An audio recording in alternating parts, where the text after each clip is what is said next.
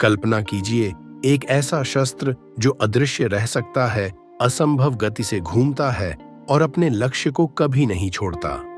भगवान विष्णु का सुदर्शन चक्र देवताओं का सबसे शक्तिशाली अस्त्र, अधर्म के अंत और धर्म की रक्षा के लिए बना। लेकिन क्या आप जानते हैं कि इसकी उत्पत्ति कैसे हुई और इसकी शक्ति कितनी अपार थी? आइए इस रहस्यमयी कथा को विस्तार से जानेंगे।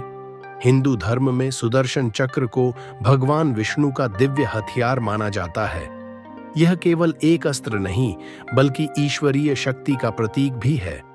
इसकी उत्पत्ति को लेकर कई पौराणिक कथाएं मिलती हैं, लेकिन सबसे प्रसिद्ध कथा इसके भगवान शिव से मिलने की है। सुदर्शन चक्र की शक्ति इतनी अद्भुत थी कि इससे कई राक्षसों का संहार हुआ और यह हमेशा सत्य और धर्म की रक्षा के लिए प्रयोग किया गया। पौराणिक कथा के अनुसार जब भगवान विष्णु को एहसास हुआ कि उन्हें एक ऐसा शस्त्र चाहिए जो अजेय हो, तो उन्होंने भगवान शिव की कठोर तपस्या की। हजारों वर्षों की तपस्या के बाद शिव जी प्रकट हुए और विष्णु जी की भक्ति से प्रसन्न होकर उन्हें सुदर्शन चक्र प्रदान किया। यह चक्र त्रिदेवों की शक्ति से निर्मित था और ब्रह्मांड में सबसे शक्तिशाली अस्त्र बन गया।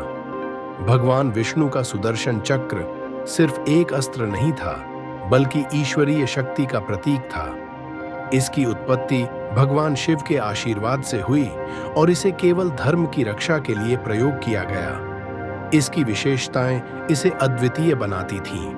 यह अदृश्य रह सकता था, असाधारण गति से घूमता था और अपना लक्ष्य कभी नहीं छोड़ता था। महाभारत पुराणों और अन्य हिंदू ग्रंथों में इसके कई अद्भुत प्रयोगों का वर्णन मिलता है। इस कथा से हमें यह सीख मिलती है कि सत्य और धर्म की रक्षा के लिए जब भी आवश्यकता होती है, तब ईश्वरीय शक्ति प्रकट होती है। सुदर्शन चक्र यह भी सिखाता है कि कोई भी शक्ति तब तक उपयोगी होती है जब तक उसका सही उद्देश्य के लिए प्रयोग किया जाए।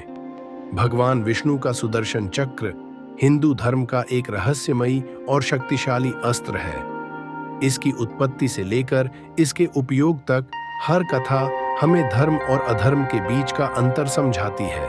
अगर आपको यह कथा पसंद आई हो तो इसे शेयर करें, लाइक करें और अपने विचार कमेंट में बताएं। ऐसी ही और अद्भुत पौराणिक कहानियों के लिए चैनल को सब्सक्राइब करें।